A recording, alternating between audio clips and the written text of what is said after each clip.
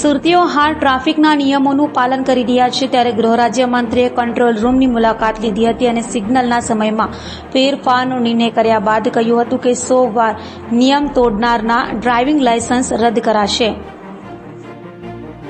સુરત શહેરની અંદર છેલ્લા કેટલાક દિવસોથી ટ્રાફિક સિગ્નલ લગાડવામાં આવ્યા છે. તેના કારણે લોકોની મુશ્કેલીમાં ખૂબ વધારો થયો છે. શહેરભરના ટ્રાફિક સિગ્નલો ઉપર ચક્કા જામ જેવી સ્થિતિ જોવા મળી રહે છે. 15 થી 20 મિનિટમાં જે રસ્તો કપાતો હતો તેને હવે 30 મિનિટ કરતાં વધુ સમય લાગી રહ્યું છે. ત્યારે ગૃહ રાજ્યમંત્રી હર્ષ સંઘવીએ કંટ્રોલ રૂમની મુલાકાત લીધી હતી અને ગૃહમંત્રીએ ટ્રાફિક નિયમનનું પાલન કરી રહેલા સુરતીઓનો આભાર માન્યો હતો. સાથે કહ્યું હતું કે 100 વાર ટ્રાફિક નિયમ તોડનારના લાયસન્સ રદ કરાશે. સર્વપ્રથમ તો હું મારા સુરત શહેરના સૌ નાગરિકોને ખૂબ ખૂબ અભિનંદન આપું છું. એ લોકોને વંદન કરું છું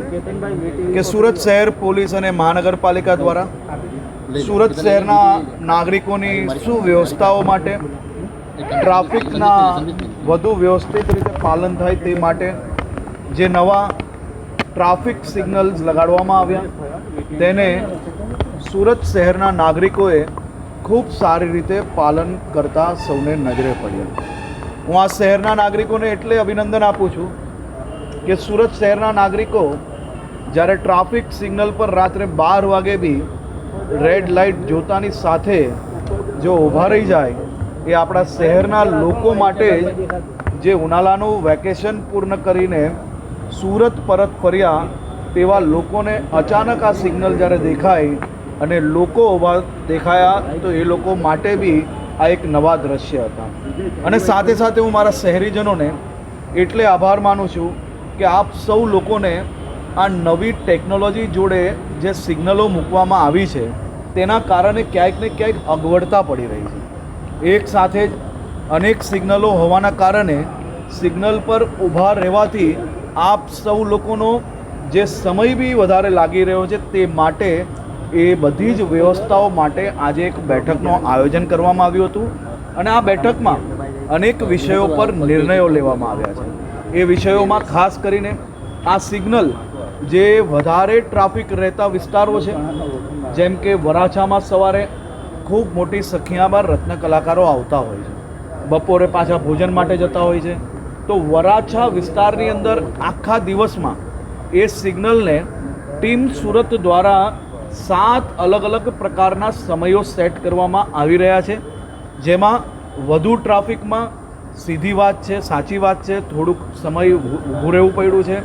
અને દિવસે ને દિવસે આપણે વ્યવસ્થાઓને સુધારીને વધારે સમય લોકોએ ના ઊભું રહેવું પડે તે માટેનો પ્રયાસ બી કરી રહ્યા છે. વરાછાની અંદર 7 ઝોન છે. એ જ રીતે શહેરના અલગ અલગ રોડો પર વેસુ વિસ્તાર છે, સ્કૂલો અચાનક ચાલુ થઈ, 1000થી વધારે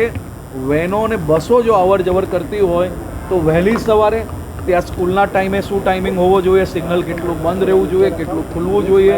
સ્કૂલથી પરત ફરતા લોકો માટે કયો ટાઈમ હોવો જોઈએ, અનુવ્રત દ્વારથી ટેક્સટાઇલ માર્કેટ સુધી, મજૂરા ગેટથી ટેક્સટાઇલ માર્કેટ સુધી, આપણો આ કેનલ રોડ છે ત્યાંથી ટેક્સટાઇલ માર્કેટ સુધી,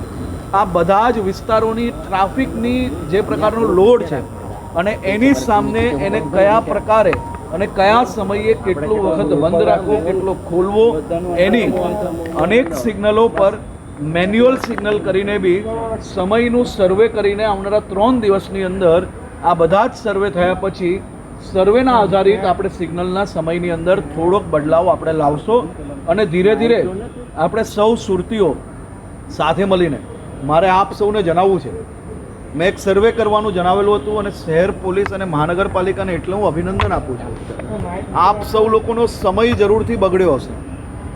સમય આપણે ક્યાંક ને ક્યાંક રાહ બી જોવી પડી હશે, પરંતુ આપણી આ નવી વ્યવસ્થાના કારણે